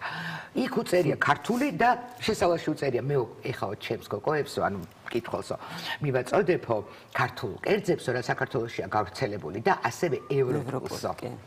ცენზორმა იქ ვერ დაიჭირა, იქ და ყდაზე გამო რუსული დაწერა. როგორ მეცნობა დღევანდელი დღე. ამას ვიძახი. მე ვიკვლევ იმ საუკუნესო, მაგრამ ხანდახან მგონია რომ ერანაირად მაშინ არც მობილი ქონდათ, ამდენი ის არ ქონდა და მაინც როგორ შეაკლეს თავი ამ ყველა პატარა წილს აკეთებდა ბარბარემ მოიგონა გამოგონებული სათაურია ეს ქართული სამზარეულო, რომ იმპერიაში უნდა გამოეცა თავის ემულად სხვა სათაური. მე იმიტომ გადაკეთდა სრული სამზარეულო და ამიტომ მწდება გული რომ ამ ხალხს არ უთვლიან. გავიკე. ჩაკაპული გინდა, პასკაც გინდა. მოკეთ 5 პასკა აქვს და 6, შემდეგ უკვე ბარბარეს შემდეგ გამოდის წიგნები და უკვე ცენზორი როგორც ჩანს შარეულია და ქართულ სამზარეულოს აღარ არქმევენ და სხვა ავტორებია და სრულ სამზარეულოს არქმევენ და ამიტომ მე იქ უკვე იზრდება პასკების რიცხვი. აი მაგალითად 1915 წელს გამპოლშური პასკა და აქეთ და იქ. თამარ მეფეს ასეთი სახით პასკა არ ედებოდა. პასკა არის საცხაპისკური, მაგრამ რიტუალური პურების თელი ხო, პურები რიტუალური იყო, კი, რა კი ბატონო. ყველა გამარტო ფიზიკში. ნუ პასკარი რაღაცა სახით ცვლილება იმის. მარტო აი ესეთი რიტუალური პურები, სხვადასხვა ზეიმების რა, ყოველ კი წინარე ქართველი ძალიან მორწმუნეა, იმიტომ რომ თავს აკლავს ქრისტიანობას მაგის გამო და ასე მაგას დაკარგავს, წარმართობას ბლომად აქვს. ან ურევს ერთმანეთში რა, ქრისტიანობა არ ეუნება რომ ხარის თავის პური გამოაცხეო. ან ძუძუს რძის ცურის არ ეუბნება, მაგრამ ის მაინც აწყობს, იმიტომ რომ უნდა რომ დაელაპარაკო ზემოს, ტრანსცენდენტულად ვიღაც ხომ არის ზემოთ, ხომ ესმის მისი რომ თავისი ნიკორა თუ ხარება და ვინც ყავს ეს მაშინ აქვია ბოსელში რომ კარგად ყავდეს, რა იმასაც უცხობს ხარსა 32 პურის სახეობა არის ქვევრის პურები ყურძნისთვის. ყურძნის პურები მიაღდგენია, აი ესენი ედებოდათ, ანუ პასკა, დუბაი, შოკოლადი თამარ მეფეს არ უჭამია. არ იცნება დრო და იცნება რაღაცეები. ერთ კარგ რაღაცას ვიტყვი და მეც უკეთ საკაპულისკენ ძალიან მოკლედ ვიტყვი. რუსულ ენაში პასხას ეძახიან ხაჭოს რაც არის. და ჩვენ ამ პასკას ვეძახით ამასაც. რუსულ ენაში არასლავურ ენებში მხოლოდ რუსულ ენაში არ მას არ იტყვიან რომ პასკა, იტყვიან რომ კულიჩია. ხო, კულიჩი დახიან. უკრაინაში იტყვიან პასკას, კ-თი და არა ქ. მე დავადგინე და ამაზე შარშა მქონდა ლინგვისტურ ერთ-ერთ ჟურნალში სტატია, რადგანაც წავიკითხე უკრაინელი ეთნოლოგები 1957 წლის წყაროებით, რომ მსოფლიოში სახელით პასკა გავრცელდა უკრაინიდან. როგორც ჩანს, ჩვენ ახან ვეძახით, ეს არის მაშინ ოდესიდან შემოსული, სადაც ქართველები არსებობენ. ეგ ძალიან გამეხარდა. უკრაინიდან არის ეს თემა. ძალიან გამეხარდა, იმიტომ რომ მიყვარს უკრაინა და უკრაინელები ძალიან. ამიტომ მე ძალიან გამეხარდა და ჩავებღაუჭე და ამას ყველგან ყვევი. მინდა რომ აი ამ საინტერესო, კი. აი წარმოუდგენლად საინტერესო და არ მინდა არასდროს დაამთავროს. მე მაგალითად შესაძლოა ცალკე გადაცემას გავაკეთებდი და ვისაუბრებდით მხოლოდ მე დიდხანს შენს ადგილას ანუ გავაკეთეთ. ჩემო ანა მე მოგცემ ამის საშუალებას, ეხლა შენ შეგიძლია ეს მას უსმინო და ესაუბრო დიდი სიამოვნებით, მანამდე მე დავახო წაკი. მოდი ჩვენთან. მოდი უყუროთ ერთად. მოვიყვანო. რეკლამაო ვაყო.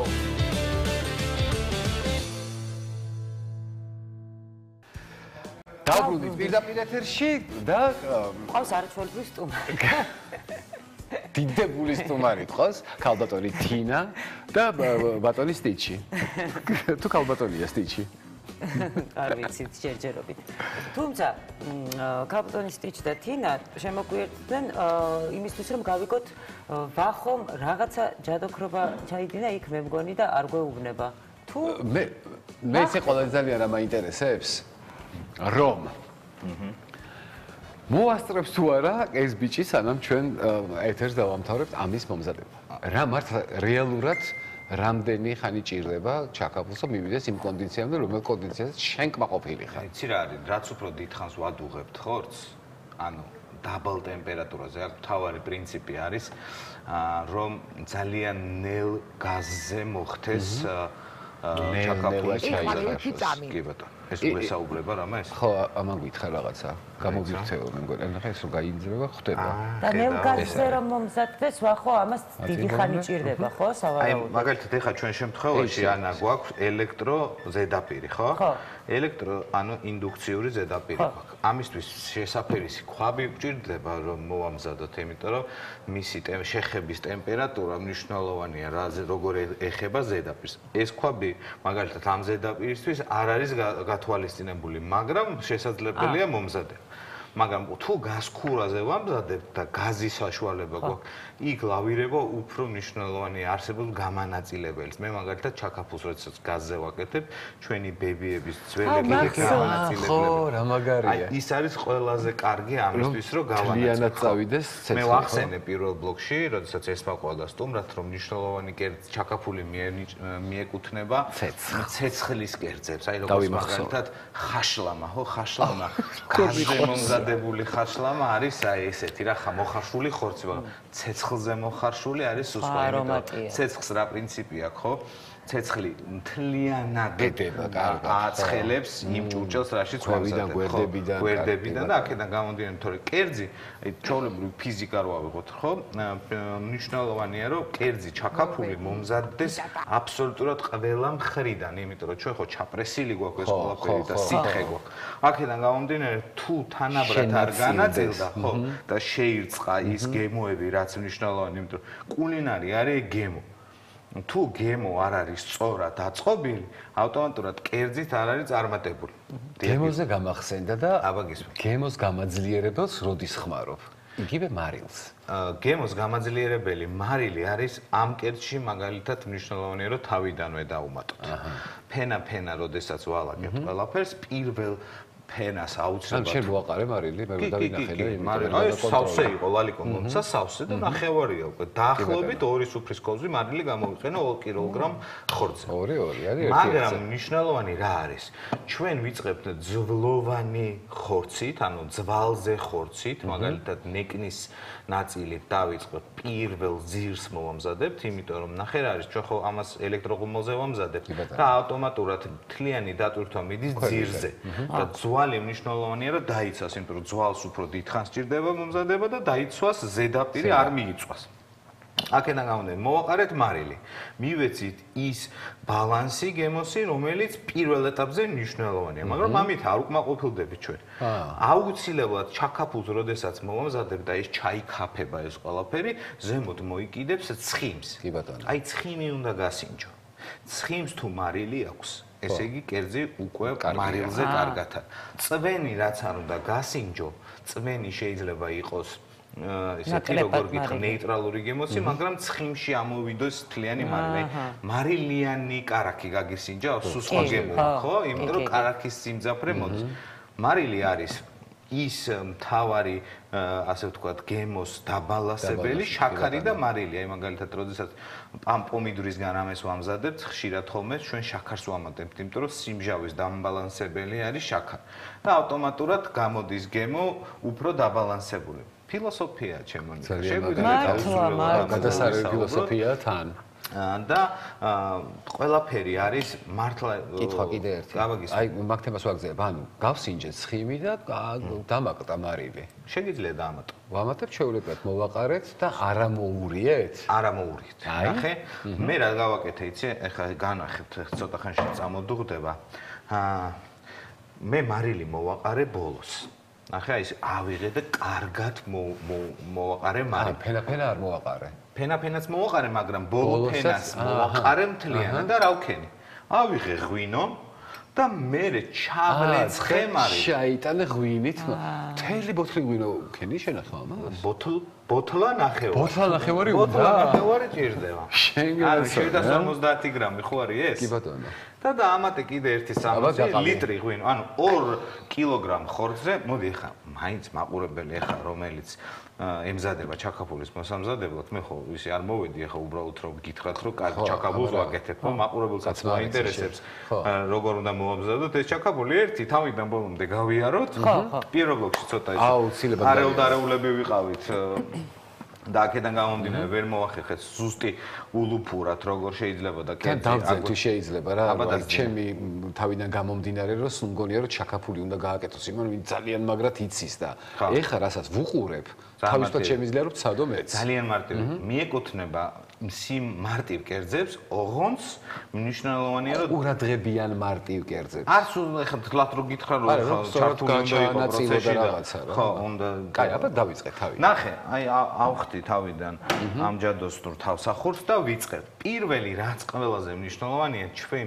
რეცეპტურას ვიწყებთ ხოლმე აწყობილი რითი ვიწყებთ ანუ რა არის ფუნდამენტალურად მნიშვნელოვანი ფუნდამენტალურად მნიშვნელოვანი არის ხორცი არა აქვს მნიშვნელოვანი ბატკანი იქნება თუ ხბო 2 კილოგრამ ხორცზე ვიწყებთ შემდეგ პროდუქტ დამატებას ეს აღარ გჭირდება 1 კილოგრამ ხორცზე სტანდარტული აი ნახეთ ნამდვილი თბილისური ისა გაქვს რა ქვია იერი ყარაჩოღელი ხარ ნამდვილი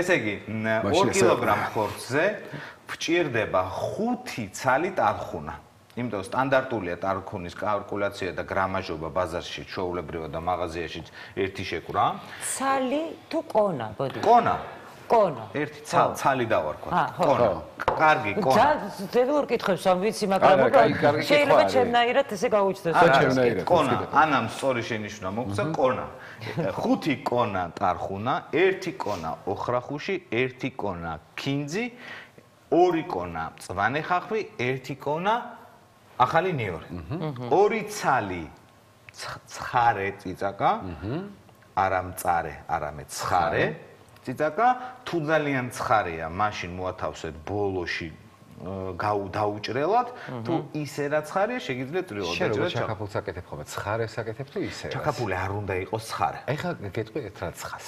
აბა გისურვებ. ამას წინეებზე გავსინჯე საკმაოდ ცხარე ჩაკაფული. და წაიღო? ძალიან მომეწონა. ნახე, სიცხარე არის ის რაღაცა, რომელიც დაბალანსებადი ტიპია. ჩაკაფულს მაგალითად შენ თუ აიღებ და ცხარე გიყვარს და როგორც კიტრი პომიდორი სალათას მწვანე წიწაკას მიაყოლებ მესმის იმიტომ რომ შენ ცხარის მოყვარული ხარ მაგრამ როგორც კერძი ჩაკაფული არ უნდა იყოს ცხარე არ არის ზოგადად მე აღნიშნე რომ გავსინჯეთ ცხარე ჩაკაფული და მოგეწონებოდა იმიტომ რომ ნახე ცხარე რა არის ხო ცხარე არის იგივე გიშუშხავს ენას და რეცეპტორებს გიკლავს და სხვა გემოებს უფრო მძაფრად აღიქვა, იმიტომ რომ რა არის ტვინი იგუშებს ენაზე იმპულსს, რომ რაღაცა ხდება დაზიანდა და დიდი ენერგიით უშვებს უფრო მას რა ქვია გზნობელობას რა და შენ წარმოიდგინე ხა რეკლამის დრო არის. რეკლამის არა მე მეცაც გეტყვი საინფორმაციო გამოშვების დრო არის. რეკლამებთან ერთად. ანუ ორი ერთში. სამი ერთში. და ჩვენ დაბრუნდებით კიდე. და გაგრძელება და. არ გახვედი ბოლოში? არ გავდო. ვერ გავიდა ბოლოში ეს ბიჭი. კარგი, ესე იგი მნიშვნელოვანია ხორცთან დაკავშირებით გითხარით, მწვანელთან დაკავშირებით გითხარით, ტყემალთან მნიშვნელოვანია ახალი ტყემალი ეხა დღეს უკურკუა და აქედან გამომდინარე გირჩევნიათ კონსერვირებული გამოიყენოთ, როგორც კი კურკა გაუჩნდება, აუცილებლად უნდა დავუმატოთ ახალი ტყემალი და ღვინო, როგორც აღვნიშნე, 2 კილოგრამ ხორცზე 1 ლიტრი ღვინო. და ალუჩაც ხო შეიძლება? ალუჩაც შეგიძლიათ დაუმატოთ. კი ბატონო, მაგრამ ჩათვალეთ რომ თირკმელი აღარ გექნებათ ერთი მინია. ხო და თირკმელი რომ კონდეს ახლა და ხელფასი ვნახოთ ხელფასი ეთერში და მერე საინფორმაციო გამოშვება და ჩვენ დაგიბრუნდებით მალე. დროებით.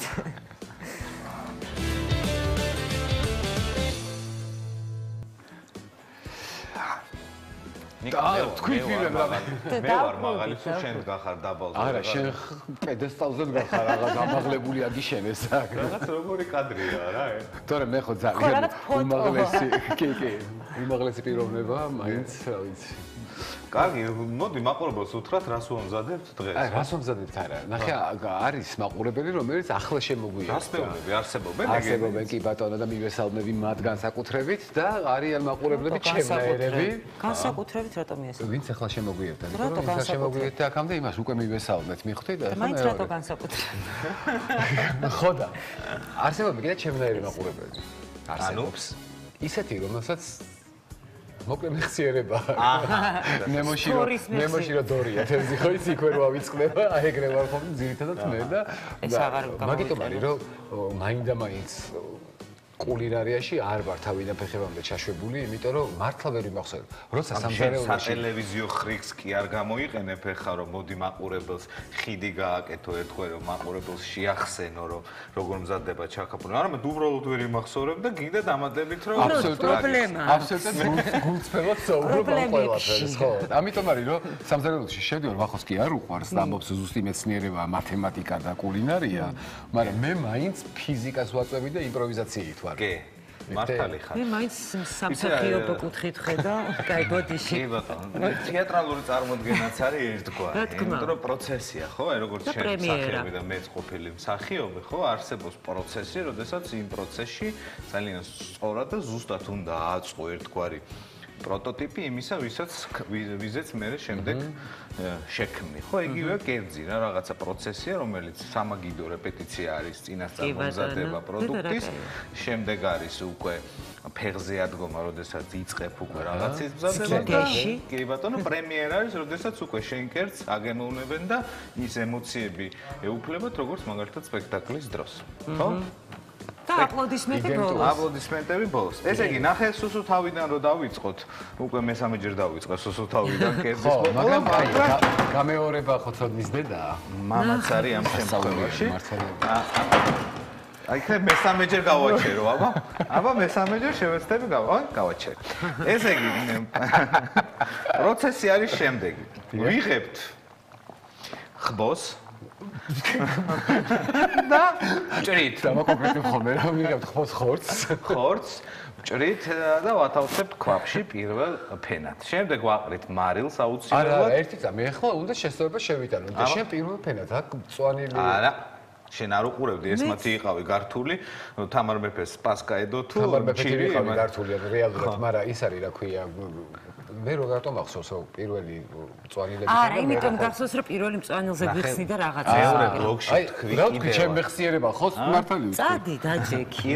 მეორე ბლოკში აღნიშნე რომ აუცილებლად ძვლიანი ნაჭრები უნდა დავალგო ძირზე რომ არ მიგვეცოს. ხედავ აი ინტუიციას ჩახდე.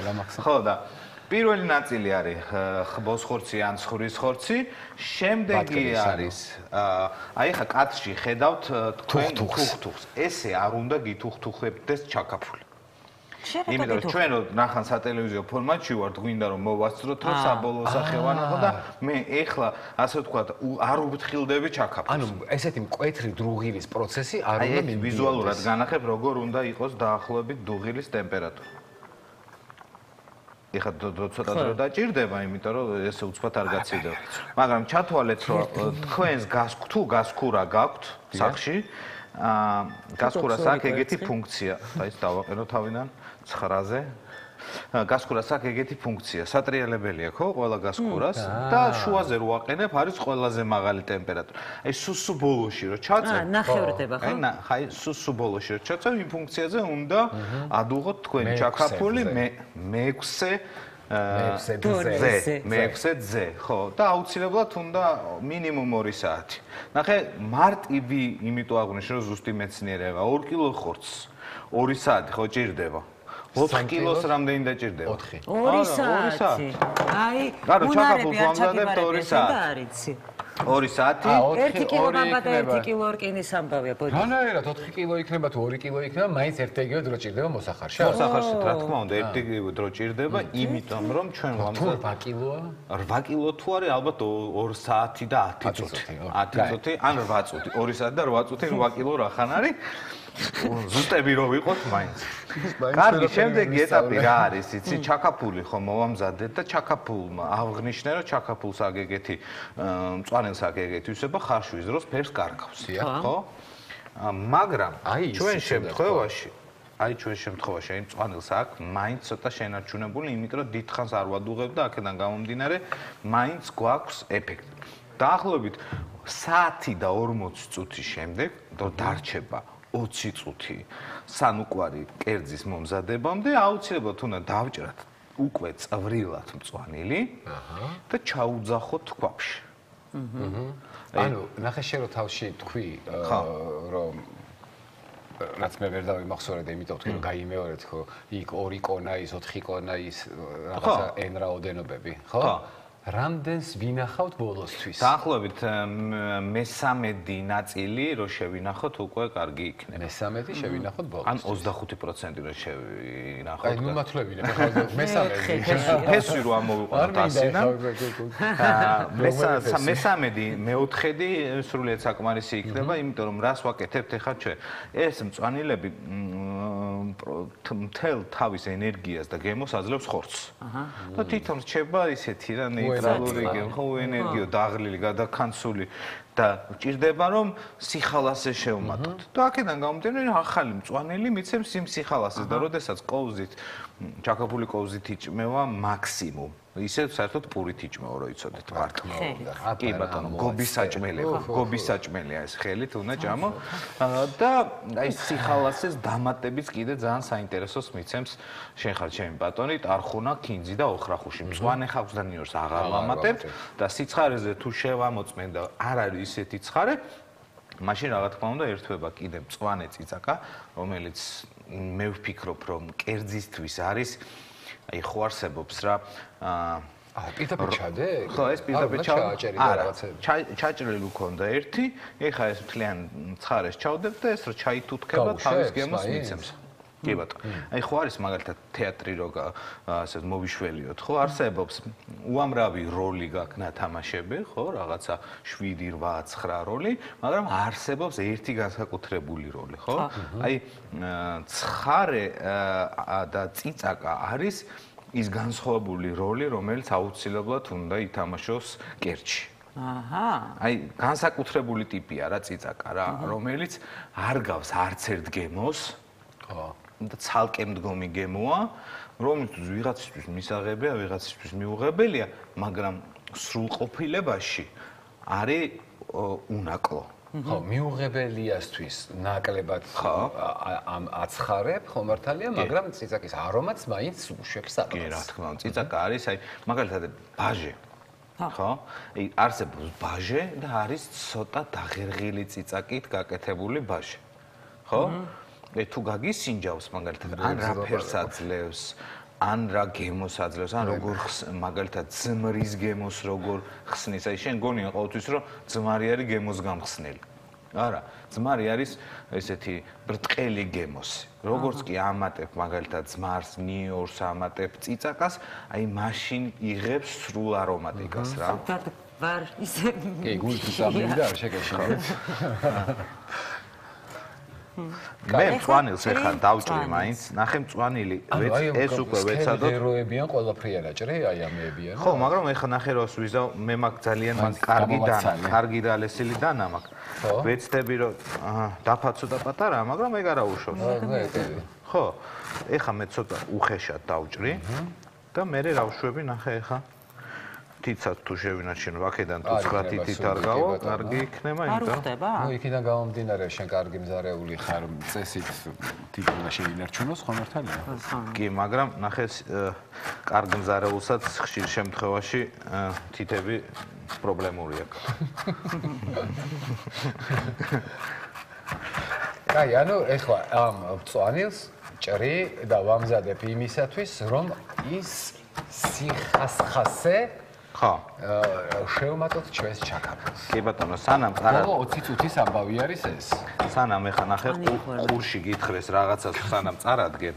მე 2 წუთს წაგართმევ ზუსტად არ წარადგინო. გასაგებია რაღაცები არ მათქვა. არ უნდა ვთქვა. არა, ვითომ ის არ არის. ის მითიური პერსონაჟია.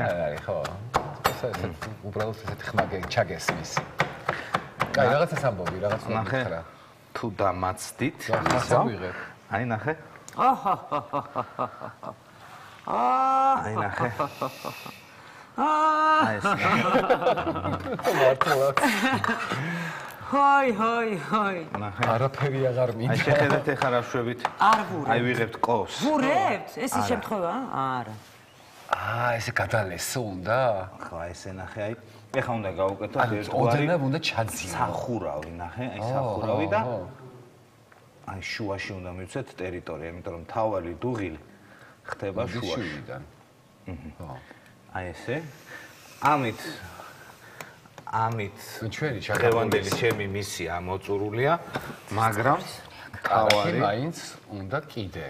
ანუ შენ ესე კი მთლიანად ერთი კარაქი მთლიანად ჩააწყდეს. ეს არის პიროვნება, იმიტომ თქვენ ვერც კი წარმოიდგენთ ჩაქაფული მეორე დღის რა არის. ახლა როგორ ვერ წარმოვიდგე, ისე კარგად წარმოვიდგე, როგორც დაგიბარებ, ამას ხვალ შევჭამ. ეხლა სხვათა შორის პროდიუსერი სვავს ძალიან ლოგიკურ შეკითხვას.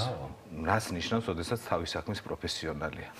ხო, აბა რა. წყალიო საერთოდ არ დაგიმატებია, ვახო. შენ აღნიშნე თავიდანვე. არა, მე აღვნიშნე, რომ თავიდანვე წყალი არავითარ შემთხვევაში არ უნდა და ნახე, როგორც ვახო იტყო და ბოთლა ნახევარი ღვინო არის ჩასგული. ბოთლა ნახევარი ღვინო ჭირდება ამისთვის, მაგრამ მნიშვნელოვანი რა არის, ჩვენ ხორცსაც ხორცს რა ღრუბელია, რა ჩათვალე, ის წყალს რაც ჭირდება, იმას იღებს და მწვანილიც ავტომატურად ღრუბელია, რაც ჭირდება. ეხლა მაგალითად მწვანილი რო ჩვენ დავჭრათ, აი სითხე გაზდის, ხო, ჩვეულებრივ ისიც სითხეა, ხო, წყალია. აქედან გამომდინარე, ჩვენ არ ვაკარებთ წყალს, მაგრამ ერთი რჩევა ხრიკი შეგვიძლია გამოვიყენოთ მეორე დღეს, როდესაც გაცხელება გინდათ, ესენი მთელი წვენი მაგალითად ხორცაა გაღებული და დამშრალია წყალი, რა ვშვებით? ოდნავ ვამატებ ღვინოს ვამატებ. არა, შეგვიძლია ადუღებულ წყალში ნახევარი სუფრის ყოვზი მარილი გავხსნათ, აი ესე გავხსნათ, როგორც მაგალითად ჩაიში შაქარს ვურევთ და ესე მოურიოთ, ჩაუძახოთ ქვაბში, წამოვადუღოთ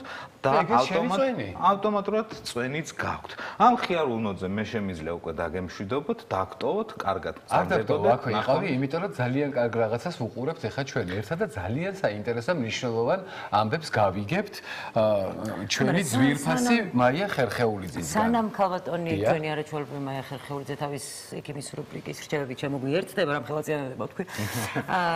საჭიროა ქონდა ვახოს. თული განწყობილი. ვახოს მინდა რომ ავარჩევინოთ კბილი ქვეყნის. მე არჩეული მაქვს უკვე პანეტონე მინდა პანეტონე და თუმცა იცი რა, მაინც დაფიქრდი, იმიტომ არის შოკოლადიანიც არის აი ესეთი უცნაური ლამაზი შეფუთვით და მეკავსინჯა და გემრიელია ძალიან.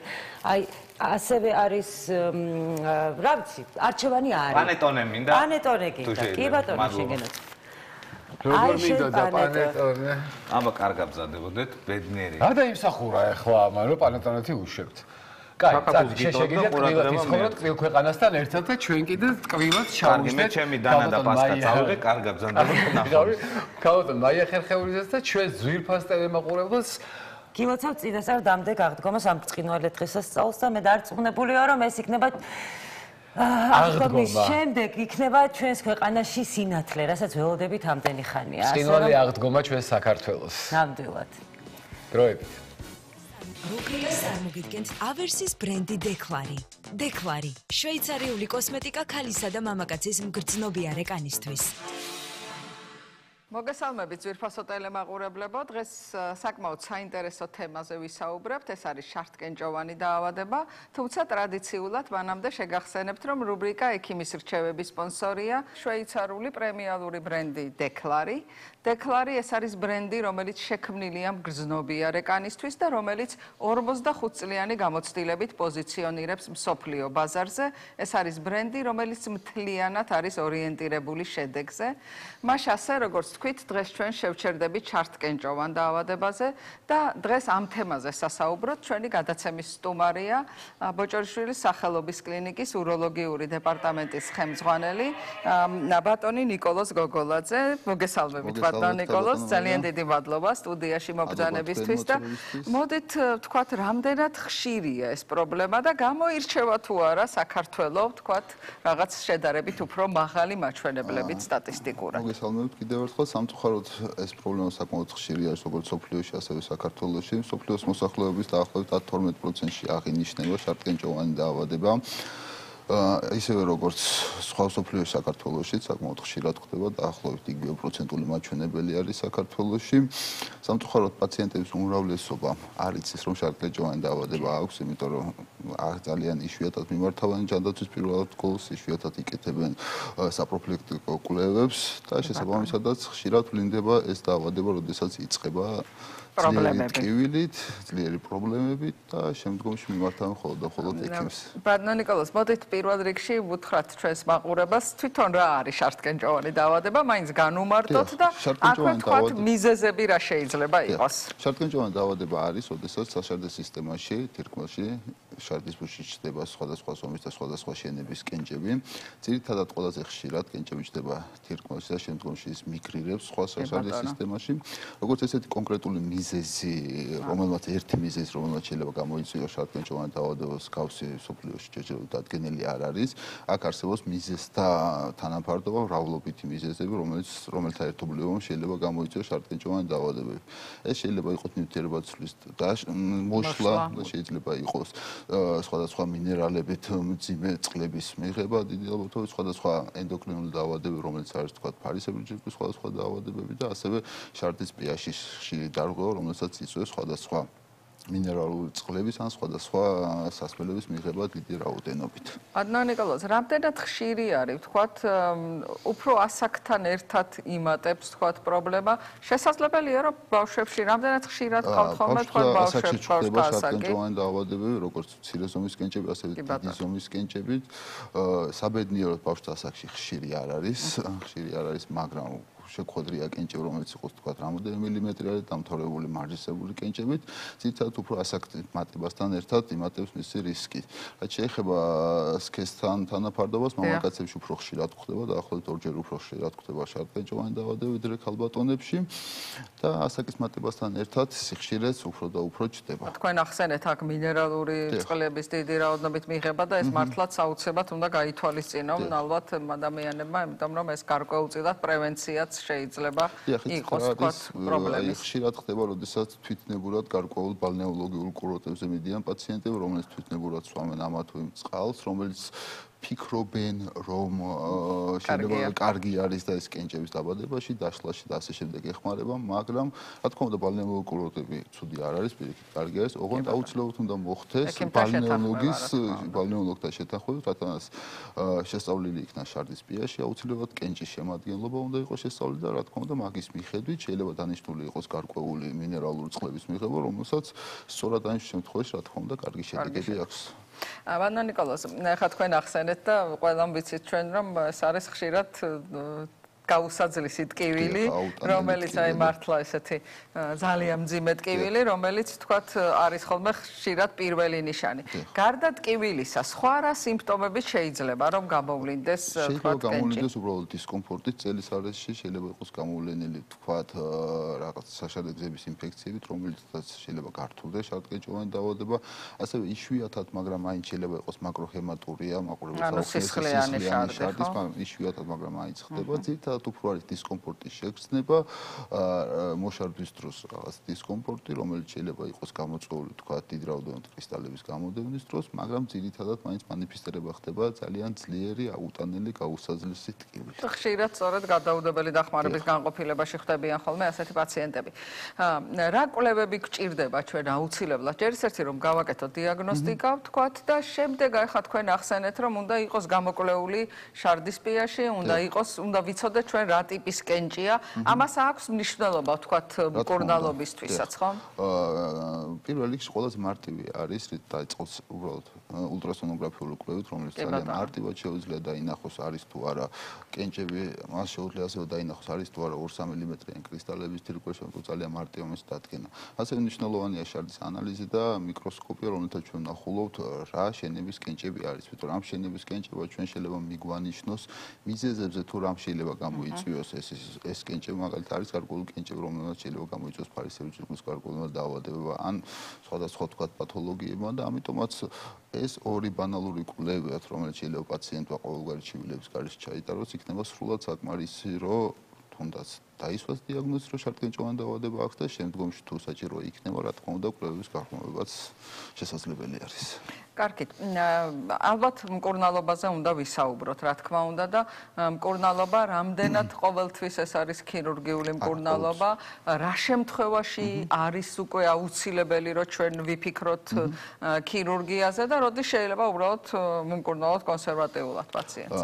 და კიდევ ერთს ვიტყვი მკურნალობასთან მიმართებაში, ბარემ ერთად გავაერთიანებ ყველა ამ კითხვას, რომ ჩვენ გვაქვს ხოლმე ხშირად, რომ აი დაშლა არა, ვთქვათ ოპერაციული, არამედ კენჭის დაშლა გვინდა და აი ამ შემთხვევაშიც როდის როგორ უნდა მიიღოს გადაწყვეტილება ექიმმა? მკურნალობას რაც შეეხება მკურნალობა მერყეობს კონსერვატიულიდან დამთავრებული თქვათ ღია ოპერაციებიდან. კონსერვატიული მკურნალობის პროცენტი არის ესე ვთქვათ პროცენტულად ყველაზე მეტი არის და ღია ოპერაციები ყველაზე ცოტა. თუ არის პაციენტთან აი დაახლოებით 4-5-6 მმ-იანი კენჭები ან შარდსაწვეთში ან თირკმელში, რომელმაც გამოიწვია ტკივილი და არ არის პაციენტი გართულებული საშარდე გზების ინფექციით, რა თქმა უნდა, შეიძლება არ აუცილებლად უნდა იყოს დაწყებული მკურნალობა კონსერვატიულად და ქირურგია პანაცეა არ არის ამ შემთხვევაში. და ქირურგიით აუცილებლად არ უნდა დავიწყოთ. ანუ ქირურგია რეალურად შეიძლება ვთქვათ, რომ არის ჩვენთვის რაღაცა საბოლოო გამოსავალი იქ, სადაც ძალიან კონსერვატიული მკურნალობა უშედეგოა. თუ კენჭები არის ვთქვათ, დიდი ზომის ვთქვათ სანტიმეტრი ან მეტი შარდსაწვეთში ან თირკმელში, ან გართულებული არის ვთქვათ სხვადასხვა ინფექციის, საშარდე გზების ინფექციით, მაგ შემთხვევაში მიმართავთ უკვე ქირურგიულ მკურნალობას. მაგრამ ქირურგიულ მკურნალობაში ძალიან მნიშვნელოვანი არის ის ფაქტი, რომ 21 საუკუნეში ღია ოპერაციები და მასშტაბური ოპერაციები პრაქტიკულად ხდება.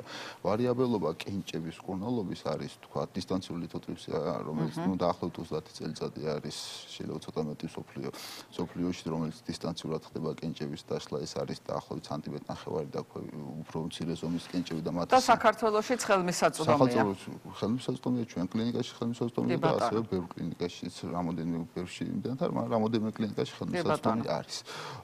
ამიტომაც პაციენტისთვის ყველაზე მცირე ინვაზიური, ესე თქვა, შეიძლება ითქვას, რომ არაინვაზიური მკურნალობის მეთოდი არის დისტანციური ლითოტრიფსია, რომელიც გვაძლევს საშუალებას. შეიძლება რომ ავუხსნათ მაყურებელს, აი რა ხდება ამ დროს, უბრალოდ რომ მისთვის იყოს გასაგები, რას ნიშნავს. დისტანციური ლითოტრიფსია არის მეთოდი, როდესაც პაციენტთან კონტაქტი აქვს მხოლოდ და მხოლოდ აპარატს, ესე ვთქვათ, ანესთეზიის გარეშე კეთდება ეს პროცედურა და პაციენტისთვის არის უმტკივნეულო.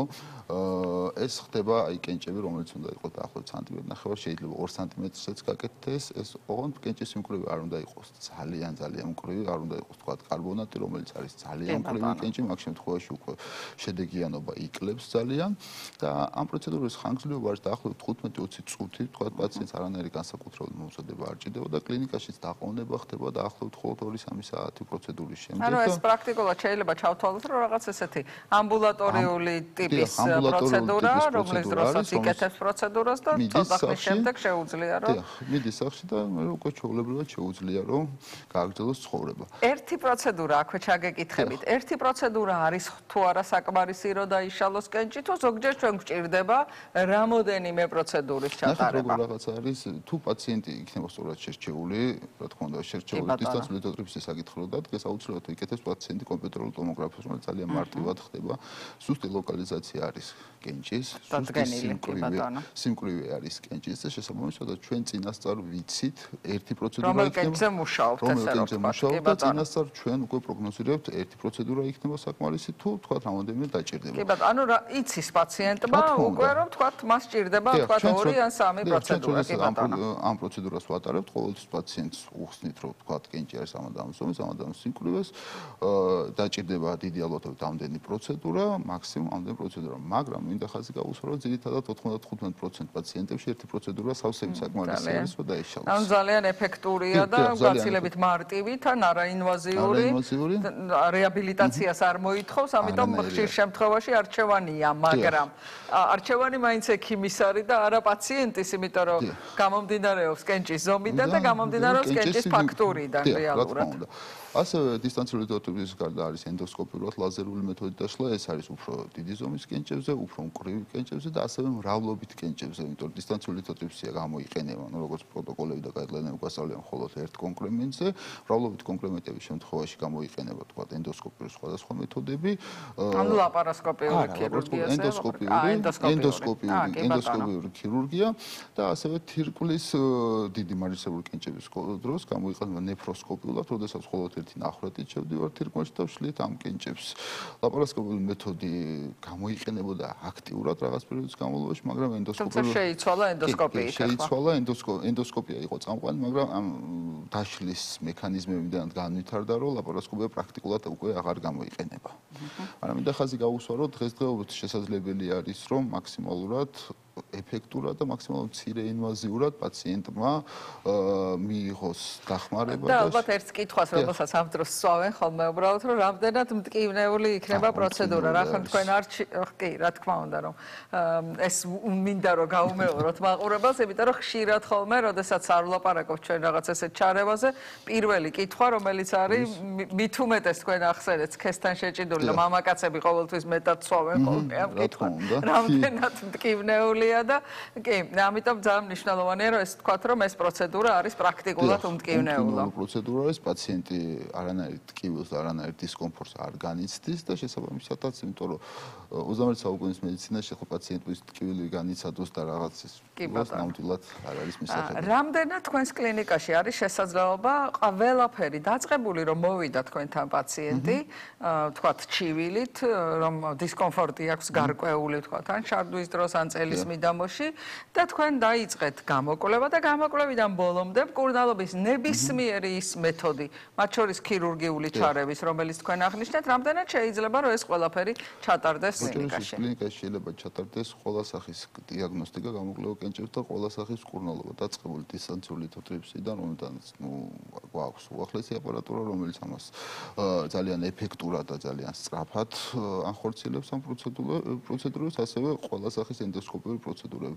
მინდა ხაზი გაუსვა, რომელიც სამწუხარო ფაქტები ხშირად ხდება, რასთან დაკავშირებით, რომ პაციენტები ხშირად დროულად არ მიმართავენ ექიმებს და ძალიან ხშირად ხდება ინფექციურად გართულება, მეორადი ჩირქოვანი პიელონეფრიტით და სამწუხაროდ არც თუ ისე ცოტა ვერ ვიტყვი ძალიან ბევრი, მაგრამ ყოველთურად რამოდენიმე პაციენტი მოგვართავს ამ პრობლემით, რომელსაც მაგ შემთხვევაში მკურნალობა უფრო გართულებული არის. კი ბატონო, რა თქმა უნდა, ინფექცია ერთვება ამ პრობლემას. ჩვენ გვაქვს იმის კომფორტი ჩვენს კლინიკაში, რომ გვყავს ძალიან ძლიერი ინფექციონისტების ჯგუფი, რომელიც გვეხმარებიან მაგ საკითხთან დაკავშირებით, მაგრამ მინდა რომ რჩევა მიცე პაციენტებს, რომ მაქსიმალურად მალე მიმართონ ექიმებს, რომ შემდგომში ის მკურნალობა უფრო რთული არ იყოს მისთვის და გამოჯანმრთელება არ იყოს უფრო გახანგრძლივებული და უფრო პრობლემატური.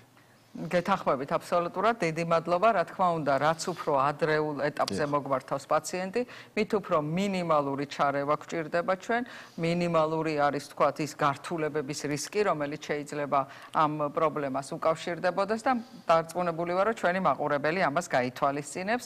უღრმესი მადლობა და ჩვენს მაყურებელს ჯანმრთელობას უსურვებთ. დიდი მადლობა თქვენ. რუბრიკას წარმოგიდგენთ ავერსის ბრენდი დეკლარი. დეკლარი, შვეიცარიული კოსმეტიკა ქალისა და მამაკაცის მგრძნობიარე კანისთვის.